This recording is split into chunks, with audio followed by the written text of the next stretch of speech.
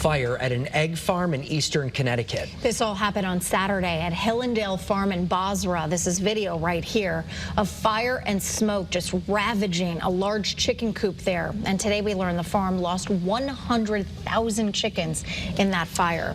Hey, welcome to everybody. This is Mike from Verity Daily. On this video today, we will be discussing the coming food crisis, or the food crisis, or the storm on the horizon, however you want to look at it. I mean, we've been going over this really for the last 2 years, right? I mean, if it wasn't the Ukraine and Russian war, it was the pandemic bringing food shortages and supply chain disruption.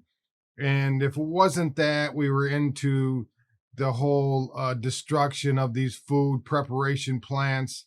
And it just seems to keep growing and growing.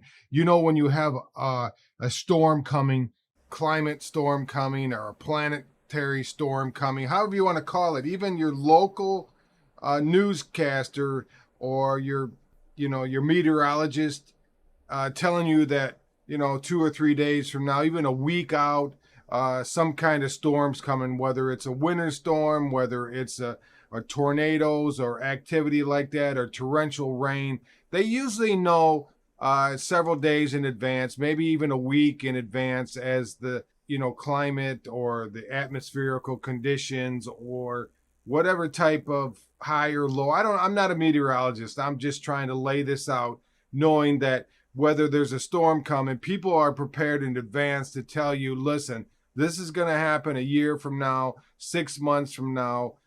Even a farmer's almanac comes out and tells you how your area weather conditions will be, in the coming year, the summer, the winter, whatever. So these people that do these type of thing, whether they're in crop management, they're buying fertilizer for the coming years, or what the production of the food's going to be, it's always, they always know in advance, unless something drastic happens, whether it's a war or storms or flooding or that type of thing. They pretty much know how to expect what farmers in what area are going to be producing what crop, how much can we expect in the harvest season, whether it's grain or grocery items or whatever it may be. I mean, people know how to prepare, whether they're into seeds and that type of thing. So in this video, I'm going to kind of lay out shortly what some of these people say are going or is or will happen as far as our food supplies.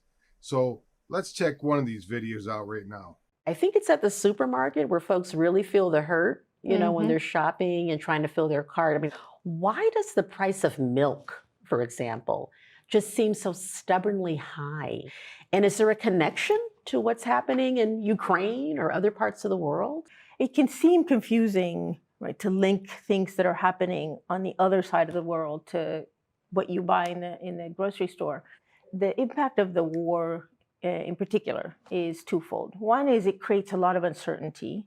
That uncertainty we are seeing in the price of fuel, right, in gasoline prices. It's also affected the supply of inputs. Fertilizer, for example, has been restricted because of the war, right? That affects the cost to farmers, and that ultimately feeds into what we see in the supermarket. So the increase in food prices has been most severe for basic goods. The price of chicken has been going up at something like 16% year on year. Bread, cereals, milk have also been increasing at very high rates. Because of that, the impact is going to be most severe on people at the bottom, and that's the concerning part of inflation. Yeah, so, this is an article by Yahoo. I mean, if you want to, label me a tinfoil hat, conspiracy theorist or whatever else, but this is in mainstream media. I mean, they don't like to put this out, obviously, for whatever reason. It is, making its round. You can Google it or whatever you want to do, but, most of these articles tend to have to do with Ukraine-Russian war, just like this one that came out, a perfect storm for the whole food system right now. It is what it is. The world's largest fertilizer company warns that every country, even those in Europe, is facing a food crisis. Now, here in the United States, we're pretty much dependent on our own supplies, right? I mean, we have a large agricultural base that we can tend to fluctuate whether we need corn, soybeans, wheat, that type of thing, and whether it's livestock or chickens, that type of thing, or whether it's pork. That we kind of tend to move around. We're pretty much stable, but a lot of these countries, like the African countries, Middle Eastern countries, that are drier, that the climate's not advantageous for them to grow their own supplies, India, that type of thing, they tend to buy their supplies of wheat, corn, that type of thing from other countries. We tend to see a lot of destruction from whatever sources is. Like, let's say, now check this out.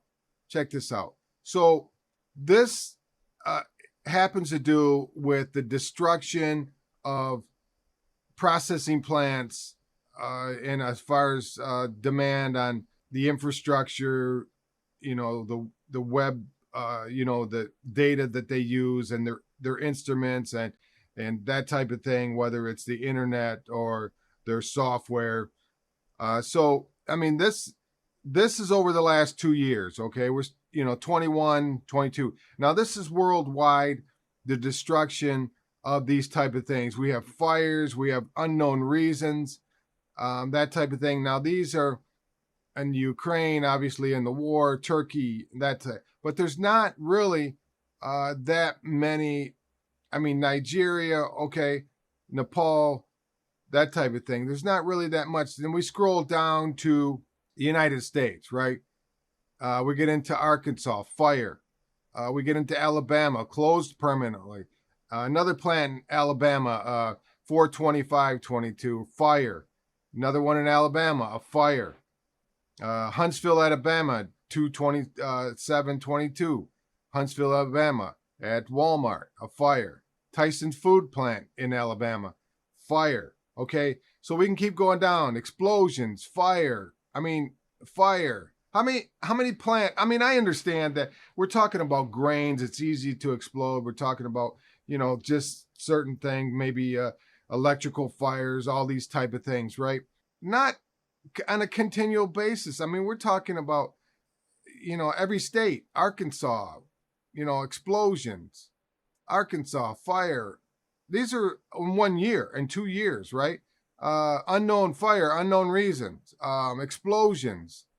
I mean, I can keep going down in Arizona, California, fire, unknown reasons, fire. Look at all this. I mean, it's 1/8/22, 8/26/20, fires, explosions, rail cars derailed. Okay. We go down to, these are in Canada. Okay. They have it, Colorado. Let's see, 5/1/22, 60,000 hens and 2 backyard flocks euthanized because of H1N1, the bird flu, right? We got a place in Colorado. We got, let's see, fire in a trailer, right? We have Louisville, Colorado. We have a fire arson suspected, 6,000 acres destroyed. Okay, so Louisville, Colorado. Same with that big fire they had back then. That was, I think people were arrested for that, if I remember right. Okay, so Newcastle, Delaware, 243,000 chicken euthanized because of the bird flu, right? Florida fire, unknown reason for fire in Tampa, Florida. I mean, these are all 21, 22 in these 2 years that we went through this, right? Yada, yada, yada. Derailment, train derailment, massive fire, unknown. I mean, this continue. I mean, they're going through every single state, Iowa, I mean, we're in the eyes. I'm just hacked. These ones were hacked in Iowa, Rodman. They were hacked. Has gone hacked.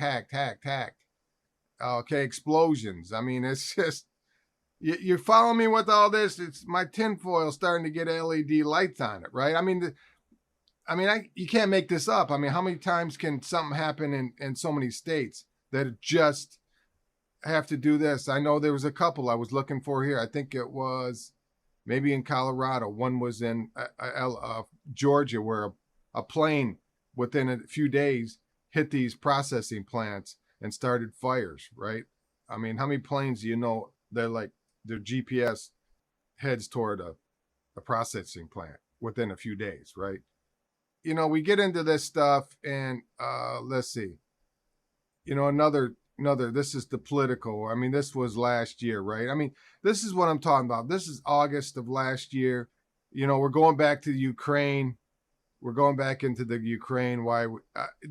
You know, this is not going to get any better. As more as Ukraine, these people start dying in this wars. I mean, the infrastructure gets dismantled.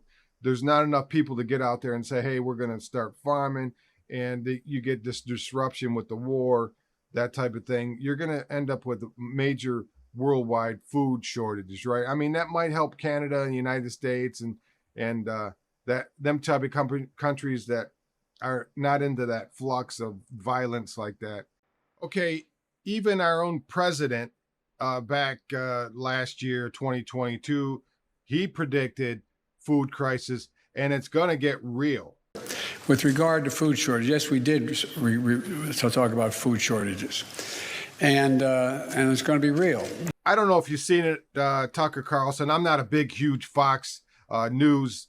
I don't like Fox News. I don't care for it. I don't care for any mainstream. I don't care if it's CNN or Fox News or CNBC or whoever you want to throw out there.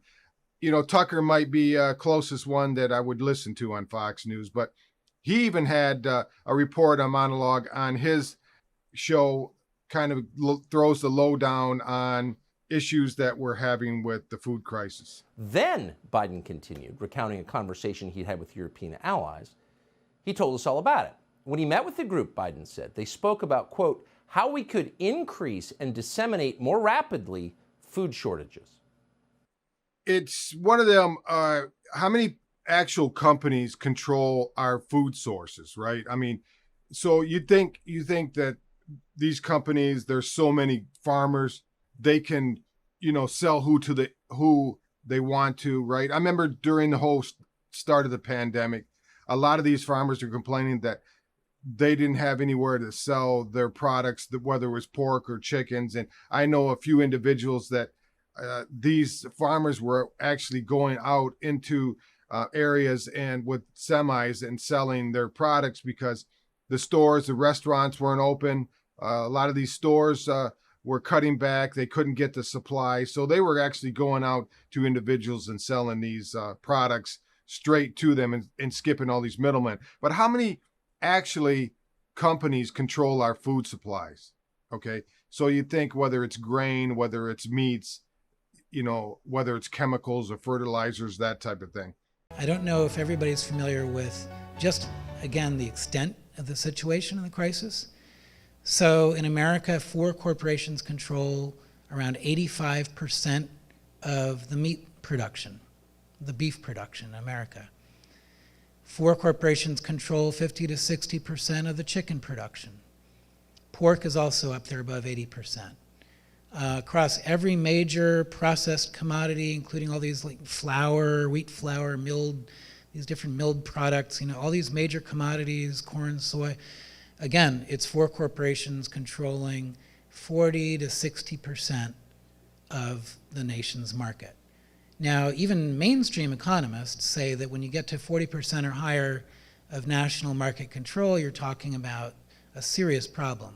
Okay, guys, that wraps this video up. If you have any kind of insights, whether it's a website or a video or your friends or your neighbors, somebody that would like to come on and discuss this further with me, you can hit me on my email in my About section. I appreciate that. Listen, I hope you guys found value in this video. If you would, subscribe if you haven't already. Hit the like button. You'll know instantly when a video comes out. Also, like, subscribe, and share this video on Twitter. I'd appreciate it. You guys have a wonderful day. I will see you on the next video, and you'll know when it comes out.